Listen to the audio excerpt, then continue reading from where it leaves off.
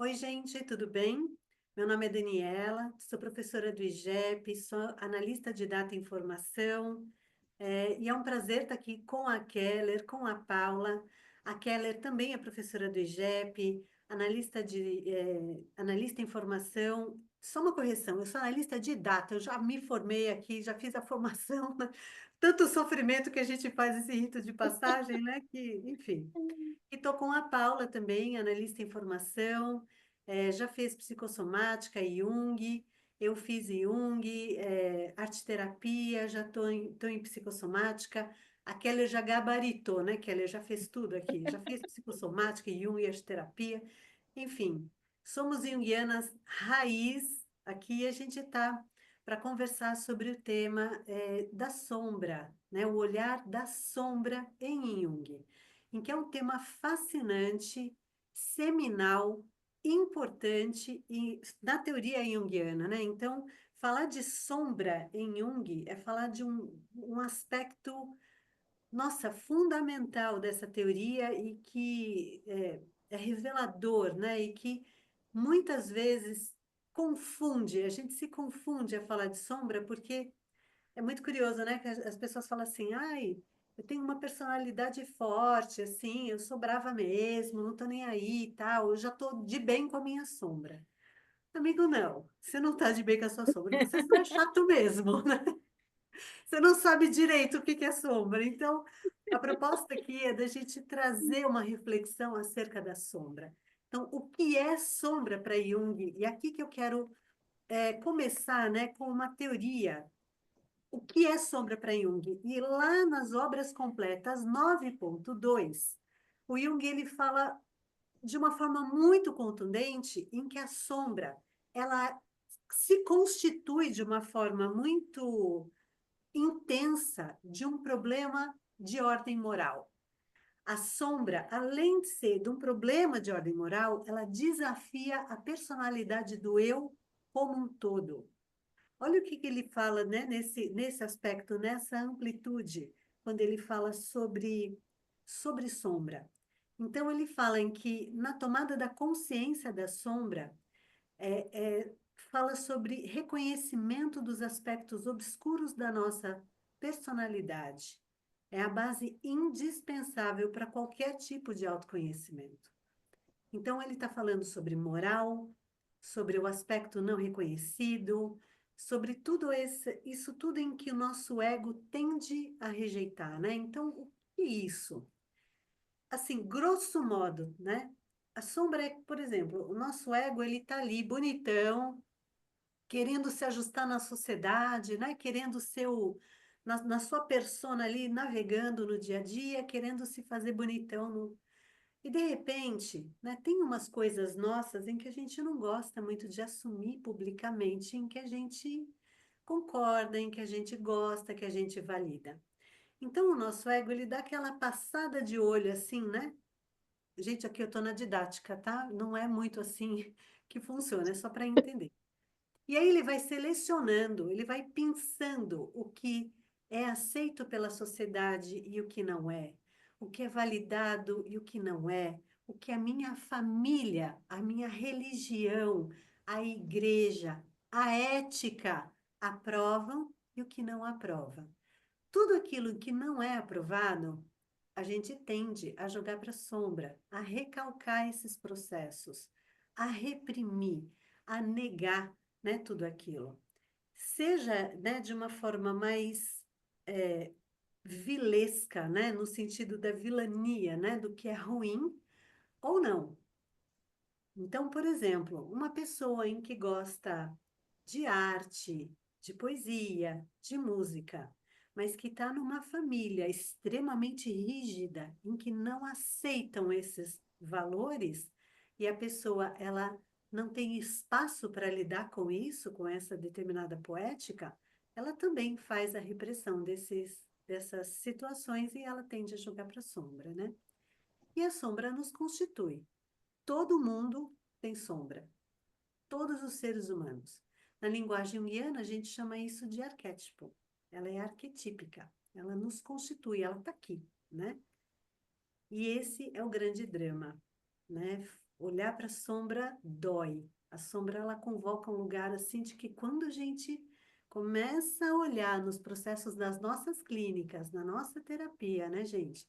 Para a sombra, é um olhar assim que dá uma vergonha, uma culpa, né? Um sentimento de humilhação. A sombra nos humilha em muitos aspectos, né? E que é tão difícil da gente mexer com a sombra, em que, nossa, é um lugar assim espinhoso, é o espinho na carne, que muitas vezes é difícil da gente chegar ali pertinho só para remover esse espinho, não? E como Eu povoa a acho, nossa clínica, né? acho super bacana a gente falar sobre sombra e trazer isso para os nossos ouvintes. Eu tenho um artigo sobre sombra que chama Sombra, aquilo que estamos escondendo embaixo do tapete. Não tá no blog do IGEP, tá no meu Instagram pessoal. Depois a gente deixa aqui para vocês verem e conferirem também de uma forma bem didática. As coisas não são tão simples quanto didaticamente explicados. A gente explica didaticamente para a gente conseguir absorver, mas a sombra é um convite a gente pensar que, quando a gente fala em sociedade, passa muita impressão atualmente que a sociedade é quase uma personificação, né? É um ser. Assim, você pode olhar para uma pessoa e falar, isso aqui tem cara de sociedade. É uma instituição. E não é bem assim que as coisas são constituídas. A moral, a ética, a cultura, o direito, a história, ela é construída ao longo de séculos. A gente tem milênios de constituição do Homo sapiens moderno. Então, se a gente for retomar um pouquinho algumas coisas mais antigas, então, se a gente for retomar o mundo das cavernas, e até me aproveitando um pouco do mito da caverna de Platão, já batido, coitado, mas acho que faz a função de explicar a sombra aqui, a gente tem que pensar que sombra é um assunto que permeia o ser humano e é um tabu muito antigo. Todo mundo na filosofia falou sobre isso. Quando a gente pensa no mito de Prometeu, que entregou a luz dos deuses para o homem, o que que é a luz? A consciência.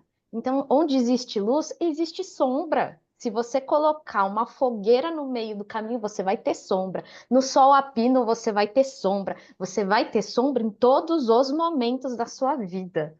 Então, é quase como se a psique tivesse refletindo esse fenômeno exterior e visível, né? A sombra é visível, apesar de ser intangível. Então a gente consegue enxergar a sombra numa rua escura à noite, com apenas um abajur de iluminação, um poste de luz, mas ela é intangível, ela foge da gente, ela é difícil de ser compreendida, de ser aprendida pela consciência.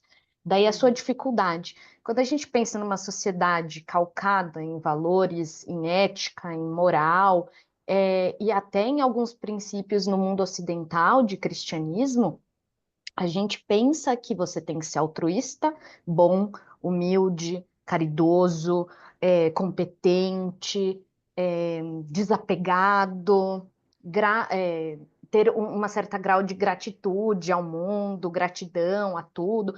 Então, tudo que foge a esses preceitos da consciência, e aqui faço uma diferenciação entre o que é sociedade e o que é indivíduo, nem todos os indivíduos vão concordar com o conceito de ética global, mas a sombra é tudo aquilo que eu acredito que não sou. E isso me torna mais eu do que eu mesmo.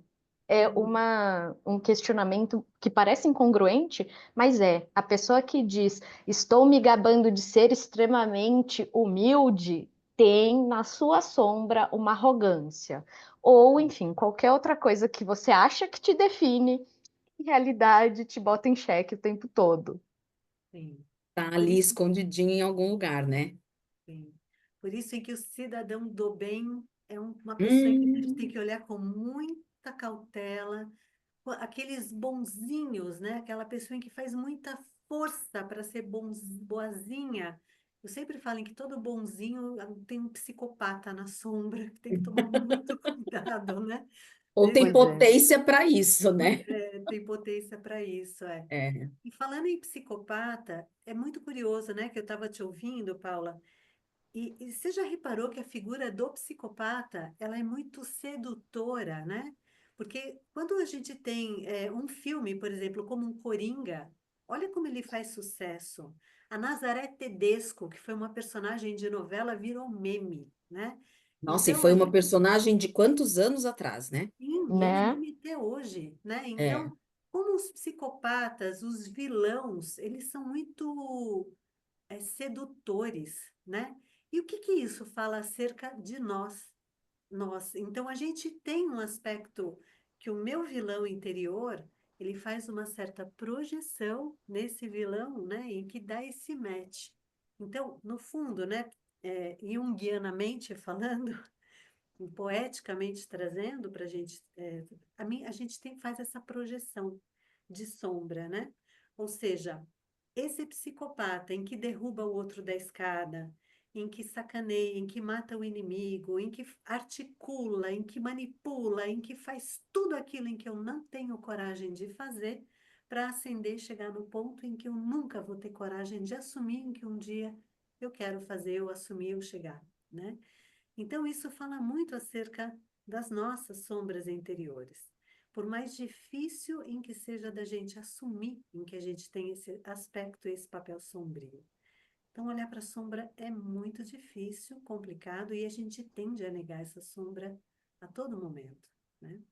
E como tudo que a gente nega, cresce cada vez mais, né? Exato, A ponto de se tornar incontrolável, né? exato. É, eu acho interessante você falar disso né, do filme e tal, porque no Coringa, o 2, né, ele acaba morrendo no fim das contas, né? Ele acaba. Porque as pessoas queriam o Coringa. A pessoa, né, já não conseguia mais voltar a si, né? Ele não conseguia mais voltar a ser quem ele era, porque a gente pode dizer que essa sombra tomou conta dele, né? E aí só existia essa sombra. E como a sociedade queria aquela sombra ali desfilando, porque é isso, aí eu projeto todo o meu mal no outro, e aí o outro vive isso por mim, né? Sim, Sempre sim. que eu tô dando aula, eu tô falando, eu trago alguns exemplos de filme, e tem uma série que eu gosto de trazer como exemplo, porque eu falo, a melhor maneira da gente entender, né, a sombra é você entender que você projeta no outro tudo aquilo que você tem vontade de viver, como a Dani estava falando, e não tem coragem de viver. Então, eu trago, por exemplo, Casa de Papel, né? Boa. Por que que fez tanto sucesso? Foi um fenômeno, né? E por quê? Quem é que não quer assaltar o banco, sair ileso, maravilhoso e ir para uma ilha paradisíaca, né? Depois, e aí de todos os personagens ali que eram, né, vilões, digamos assim, ou que estavam na contramão do que a sociedade prega como certo, o pior deles, e aí se aproximando muito da psicopatia que a Dani estava falando, era o Berlim.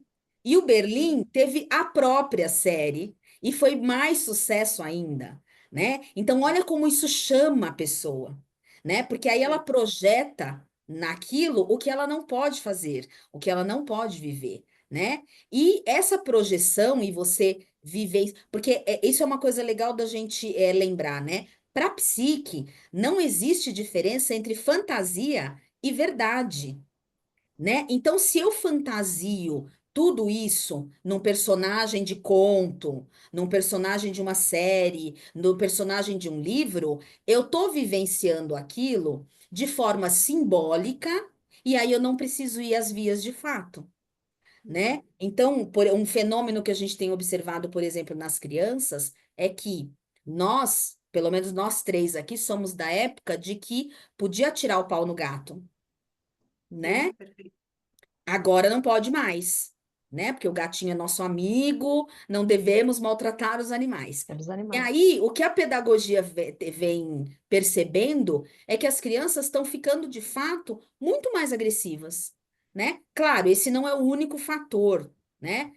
É multifatorial, mas um dos fatores é a criança não poder dar vazão simbolicamente, né? Quando a gente lê os contos de fada ali, a gente vê toda essa vilania e esse conteúdo sombrio, né? Ali, a hora que você lê e a hora que você consegue imaginar aquilo, é como se você tivesse vivido, né? Então você não precisa ir para as vias de fato, né? E e antigamente os dizendo contos desse de fada eram lado. tão sombrios, né, Keller? Você que é Sim, estudiosa dos contos de fada, como eles eram sombrios e pedagógicos e preparavam as sim. crianças nesse aspecto. É. E hoje você não tem mais esses aspectos desse Não, alguns você tem que buscar mesmo conscientemente, você tem que buscar as histórias, as narrativas mais antigas, né? Uhum, Porque se você vai principalmente para o livro infantil, aí você já perde totalmente, né? sim, Então a gente sempre tenta buscar contos, a gente não consegue dizer originais porque não tem um marco, né? Mas o mais antigo possível, né? Para poder você trazer essa parte arquetípica desse ensinamento, né? Porque era ensinando justamente a lidar com todas essas coisas, sim. né? E a Então, gente acaba sendo uma sociedade em que, é claro, a gente não pode incentivar com que essa sombra fique, né, pululando socialmente, senão a gente mete uma faca na boca e sai andando assassinando pessoas no metrô. Não é essa a ideia, certo? Mas, por outro lado, a gente embota os sentimentos, né? E embotar os sentimentos traz uma espécie de adoecimento psíquico e uma implosão interna, né? Então, por exemplo, sim, se a gente não olha e não dá vazão para a raiva, não dialoga e não assume pelo menos a raiva, né? E isso nos nossos consultórios estão lotados, a gente sim, tende a fazer um processo, porque a raiva, né? Gente, agora eu vou entrar no símbolo e na poética, tá? Se a raiva é incendiária, né? E eu quero me incendiar e fazer um processo de transformação desse fogo alquímico, né? Desse incêndio, e vou transformar todo o meu redor. Se eu não deixo com que esse fogo faça a transformação alquímica externa, ele me incendeia internamente, eu viro cinzas. Ou seja, eu deprimo. Ou eu sim. transformo isso numa ansiedade, ou vou isso para uma síndrome de pânico, né? Então, em vez de eu transformar essa raiva como uma catalisadora de movimento de mudança, eu vou para uma espécie de autoadoecimento. Então, é muito curioso de como esse aspecto da sombra, ele acaba virando uma poeticamente, eu me Canibalismo? me canabal... Ai, gente, me ajuda aqui que meu complexo do Canibalismo. canibalizo, eu me canibalizo. Canibalismo. A sombra me pegou aqui, né? Tu Gente, falha, é parte da sombra. É, o lapso é o complexo, né? é o... Exatamente, exatamente. Então, eu acho que é nesse lugar em que é importante da gente se permitir, né? E é muito duro para a gente olhar e assumir, por exemplo, em que tem aspectos sombrios em que são impronunciáveis nossos. Porque senão, gente, não teria uma ascensão, por exemplo, de nazismos, de neonazistas, de fascistas, né, de movimentos racistas horrorosos em que a gente anda vendo por aí. Isso é aspecto de sombra, e de sombra não vista, né? E o Sim, Jung fala em que a sombra não visitada em mim colabora para a sombra da coletividade, para a sombra, né, dessa sombra social, essa sombra coletiva. Então, o que eu não vejo em mim soma, participa e permeia a sombra coletiva, a sombra do outro. Então, é urgente da gente ter essa coragem e fazer esse passo, né, de olhar para dentro de si e fazer esse processo de elaboração. Admitir é, para mim, né, e fazer, e que não deixa de ser um processo integrativo, porque dentro da filosofia e da sabedoria junguiana, a gente fala de integração. E o que é integração? É a luz e é a sombra, é a consciência e é o inconsciente, né? Trazendo esse processo da luz e da sombra juntos e dá a coniúncio, né? Esse casamento alquímico em que vai trazer o terceiro elemento, que é a função transcendente, que é a minha mudança de comportamento, de postura, de valor, e que me faz dar mais um passo nessa jornada do caminho da individuação. E dói, né? A dor, o sofrimento, o processo da fricção é o que me faz gerar para a vida, me dá angústia, e a angústia Sim. que me faz catapultar para o processo da vida. Só que a gente está vivendo num período, numa sociedade em que a gente não quer mais se angustiar. A gente quer só ter fruição, prazer e viver numa sociedade, num período orgástico, né?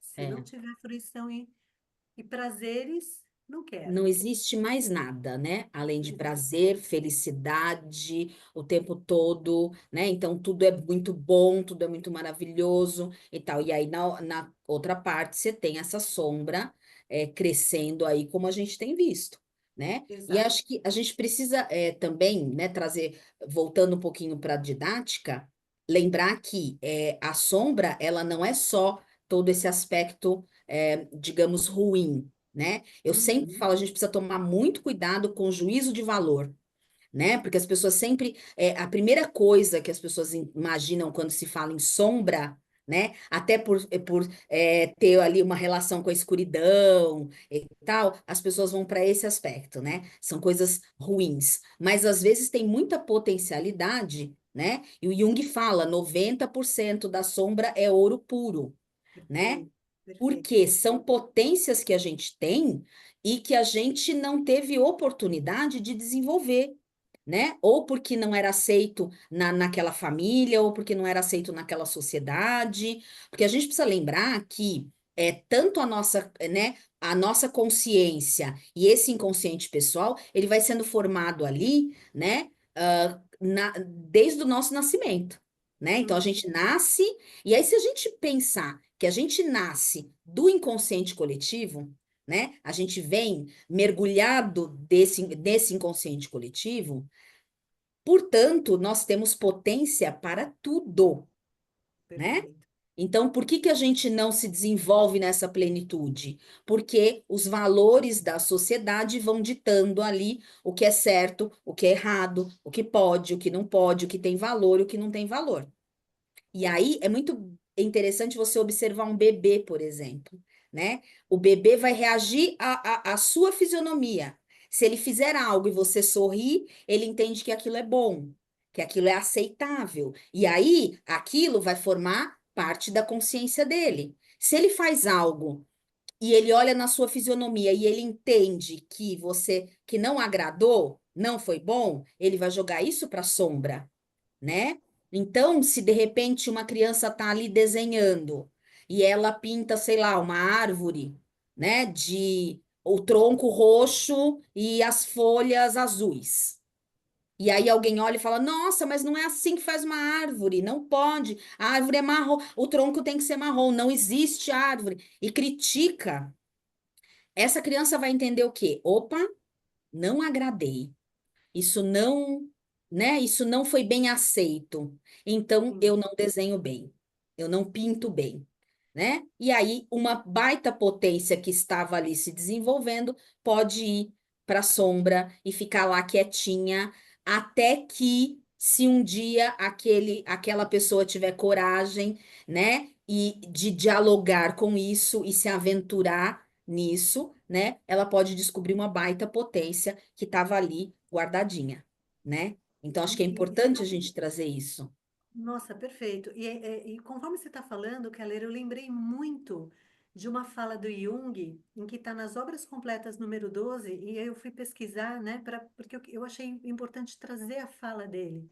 Obras Completas 12, parágrafo 208. Ele fala assim: não há luz sem sombra, nem totalidade anímica sem imperfeição. A vida em sua plenitude não precisa ser perfeita, e sim completa. Isso supõe os espinhos na carne, a aceitação dos defeitos, sem os quais não há progresso e nem ascensão. Que eu Olha acho que aí. é exatamente isso em que você está trazendo, né? É É. sobre essa parte. Então, é muita inocência da nossa parte achar em que a gente vai ser esse alecrim dourado que a gente quer tentar Alecrim ser. dourado, adorei. Inclusive, se a gente for parar para pensar, declaração polêmica farei agora, na sequência. Ui. Super-Homem é a sombra do Clark Kent. Ele consegue fazer tudo que o Clark não consegue. Verdade, Declaração super polêmica, gente. Mas é verdade. verdade. O Batman é um aspecto sombrio, gente. O Ele Batman anda é a na sombra noite, ele é do... morcegão. Ele é Ele é, todo mascarado, Sim. meio aquela pegada ele justiceira. Será que vou aparecer? Será que não vou? Ninguém sabe. É um segredo, é uma coisa velada. Existe toda uma sensualidade em torno disso, que nem a Dani tinha falado no começo. Assim ele como é existe vingativo. Ele é E ele é vingativo. vingativo. vingativo. Ele tem aquele aspecto dos meus pais Aliás, morreram, ele então eu vou nasce, vingar. né? Aliás, ele nasce para vingar a morte dos pais, Exato. Então, Exatamente. assim, a né? gente falou do Coringa, que, lógico, Sim, né, tá em voga, mas assim, se a gente for parar pra pensar, todo super-herói tem um aspecto extremamente sombrio dentro Sombrio. deles, né? Nenhum deles é. Eu vou embarcar no seu delírio aqui. Vamos junto aqui, Paula. Vamos, vamos. Vamos junto. Se a gente for pensar, o Coringa, ele é a risada histérica que o Batman não ri. O Batman não ri, Exato. né? O nossa, é Batman, Exato. verdade. ele não tem tesão, o Batman. E aí, a projeção de ânima dele é a mulher gato, em que é uma É. delícia de mulher, assim, toda sensual, toda sexy. O Batman É, é frio. Ele não A tem projeção gingado, dele é o né? homem de gelo, né? Então, se a gente for olhar os inimigos, são projeções dos complexos do Batman. A gente é. pode viajar aqui, isso aqui dá um outro podcast para Nossa, aí. conversar Total, disso, né? total. Mas é isso, se a gente for parar para pensar, a sombra não necessariamente é uma coisa ruim, porque é isso. O Batman é visto como herói, mocinho, justiceiro, maravilhoso, que Sim, está combatendo o mal, certo? Errado. Sim, Então, pois é. segundo quem ele é mocinho? É, então, né? Quem é que deu essa autoridade para ele, né? Pois é, E e é esse uma coisa. tira ali. É uma coisa meio ilegal, assim, porque se você for parar para pensar, por que que os super-heróis normalmente eles são combatidos, né? Então sempre tem algum episódio, seja DC, seja Marvel, enfim, ou qualquer outra, algum outro seriado, que o governo quer sempre coibir essa atuação, porque eles falam, é desproporcional você ter tantos poderes. Quem me garante que você vai agir no limite da legalidade, não para favorecer os seus? Então a sombra caminha um pouco com essa questão da moralidade, mas da moralidade que interessante para quem, né? Quem diz É, que o governo tem o melhor interesse também dos seus cidadãos ali na situação? Isso não é 100% verdade. Então, sim, cabe muito esse embate quando a gente pensa em sim. sombra. Acho que tem É. muitos aspectos aqui. porque E a é gente isso, né? falou. A sombra é sempre esse contraponto, né? Então, Exato, né, se um. Eu acho que no fim das contas, um acaba sendo a sombra do outro, exato, né? exato. A, Então, acho que é isso, né? Um é a sombra é, do outro. a Dani comentou sobre alguns momentos históricos bastante delicados nos quais a gente viveu, e se a gente for pensar, hoje em dia, a mídia se aproveita de critérios de crueldade, né? Todas as vezes que Sim, aparece alguma cena de um crime muito hediondo, eles querem contar detalhe. E a verdade é, a gente está interessado no detalhe. Não, mas torturou? Mas de que jeito? E como é que foi? E o que aconteceu? E na sequência? E agora? Existe um interesse humano, né, nesses detalhes mais sórdidos da coisa. então. Eu acho que é o interesse em vivenciar esse sombrio mesmo, né? Exato. A Porque gente não tem muitas vezes a espaço pessoa nem criativo, né? percebe que ela está tão interessada naquilo. Mas eu acho que sabe assim, eu acho que é a sombra botando a carinha ali e fala, pera, deixa eu, né, aproveitar aqui e me alimentar um pouco, sabe? Acho que é uma coisa Exato. assim, né? É bem. Foi Exatamente. interessante você ter falado né? Você ter ido para os filmes e tal. Eu lembrei que o meu trabalho de psicologia analítica, né? Da pós-graduação, aliás, acho que foi justamente para entender por que que as princesas da Disney, a indústria cinematográfica estava mudando a característica delas porque era sempre Cinderela, Bela Adormecida, né? Sempre princesas assim, né? Magrinhas, loirinhas e tal. E aí, de repente, começou a haver uma mudança. E aquilo me chamou a atenção na época, né? E como eu já vinha de estudo de conto de fada na faculdade e tal, eu fiquei interessada. E eu falei, cara, por que? Porque para mim, naquele momento, era isso, assim, estão mudando a cara das princesas. O que tá acontecendo, né? Uhum. Porque estava surgindo ali Valente, né? A Merida, e aí os cabelos vermelhos, todo esvoaçante, né? Que não queria casar, que não queria ficar ali esperando o príncipe encantado e tal. E aí eu fui estudar isso, né? E aí quando eu comecei a estudar e tal, eu fui vendo que era isso, uma era o contraponto da outra. Né? E a conclusão do meu trabalho foi justamente essa.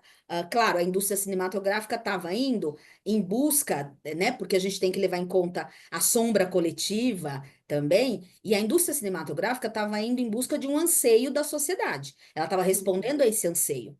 Era bem ali quando estava iniciando todo esse movimento mais forte de empoderamento feminino, né? E toda essa coisa, né? Meio que uma negação dessas princesas que aparentemente estavam ali esperando um homem e tal, que aí depois, quando você vai estudar a psique, você entende que não é bem isso, né? Mas o aspecto que ficou ali muito forte foi esse, foi de que é, uma é a sombra da outra, né? Porque uma tem. Então, e aí a indústria cinematográfica vai em busca do que tá ali, né? Sendo pedido pela sociedade, né? Hum. Aquilo precisa. Então, eles traziam essas outras princesas, e aí depois vieram tantas outras, né? A Tiana, que queria ter o próprio restaurante e não queria casar. Então, mulheres com outro aspecto, né? E aí eu fui entender que era isso. Eu falei, cara, então, quando uma tá na luz, a outra tá na sombra. Quando uma, né? Então, é esse movimento, entendeu? Sim, Então, né? É super entendo. legal você trazer isso, Keller, porque quando a gente pensa no modelo de princesa tradicional, donzela, então a Branca de Neve, quantas falas ela tem no filme? Assim, quanto Uhum, efetivamente ela apareceu, porque uhum, E, ela ficou à espera, né, de alguma coisa acontecer. E aí, essa postura de trazer a heroína em detrimento da donzela fala muito sobre um outro aspecto do inconsciente que não tem nada de sombrio, tem muito de saudável, inclusive, que é a presença do ânimos na sociedade moderna. uhum, sim. Então, como é esse impulso da mulher ir para a vida, conquistar, querer quebrar com padrões, querer romper, isso é um aspecto do masculino. Isso não significa que as mulheres são masculinizadas ou homens, não é esse o paralelo que eu estou fazendo. Mas eu acho que é existe um quê de importante, energia Paulo, masculina ali. explicar para os nossos ouvintes o que é ânimos. É, esse vai ser um É, assunto longo. só para, né, Acho que dá para só para uma conceituar, né? pincelada, uma pincelada, porque aí isso é assunto para um outro Para um outro podcast, podcast. Mas como você né? citou Animus, acho que é importante, né, só para não perder o Sim. contexto. Animus é assim: se eu tenho uma consciência feminina e uma persona identificada como um feminino, no meu contraponto lá no inconsciente, eu tenho uma energia arquetípica masculina, porque para Jung, a psique, ela é complementar opositória. Então, mais uma vez, se eu tenho uma consciência feminina, o meu inconsciente tem uma energia arquetípica masculina. Ânimos, é nesse aspecto. O É. ânimos, então, se a minha consciência feminina, ela aponta para um acolhimento, para criatividade, para nutrição, para amorosidade, lá no meu ânimos, ele tem um aspecto racional, crítico, ele me joga para a vida, né? Então, um é complementar ao outro, tá? Mas isso é um E é assunto importante ressaltar, né, profundíssimo. que a gente está falando de energia Energia. psíquica, Não é né? gênero, Sim. gente. Pelo amor de Deus, não vamos Não, não reduzir tem Exatamente. isso, nada a ver uma coisa não, com a outra. Vamos né? fazer esse disclaimer. Não Assim, vamos. pretendemos fazer uma gravação sobre anime e ânimos para explicar isso melhor para vocês, mas por agora a informação que a gente quer que vocês guardem é isso. Ninguém está masculinizando mulher ou feminilizando Não, homem não. nesse Não podcast. vamos Não é isso. apequenar, não vamos apequenar a nossa discussão no gênero. Não é Sim, nesse lugar. Exatamente. É, não, a gente está falando de energia psíquica. E exato. todos nós, homens e mulheres, temos energia psíquica masculina e feminina, Menina, né? exatamente, né? É isso. E só para a gente fechar o nosso podcast, eu quero trazer uma fala do Newman, que ele fala lá no livro Psicologia Profunda e Nova Ética, página 61. Olha o que ele fala. O self fica escondido na sombra. Ela é guardiã dos portais, a guardiã da entrada. O caminho para o self é através dela, por trás do aspecto escuro que ela representa, está o aspecto da totalidade. E é só fazendo amizade com a sombra que ganhamos a amizade do self. Olha É que isso aí. provocação, né? Lindo. E acho que Fica com... é só um detalhezinho, né? É o início do processo, né, analítico, é esse encontro com esta sombra, né? Exato, É esta exato. conversa com essa sombra. Gente, dói olhar para a sombra muito, dói Dói. muito, Dói mas muito. Dói, faz, mas é incrível, né? é Quando você incrível, transforma. consegue, né, ultrapassar ali, quando você consegue estabelecer esse diálogo, é enriquecedor. Exatamente. Dolorido, mas enriquecedor, Muito bom. Verdadeiramente. né? Gente, muito obrigada pela conversa, foi uma delícia, um prazer e até a próxima. Ai, foi. Foi muito É bom. sempre um prazer estar aqui. Até a próxima. A gente tem muita coisa para falar ainda, para bater papo Ó, aqui, Sim. né? Beijo, gente. Tchau. Beijo, até tchau. mais.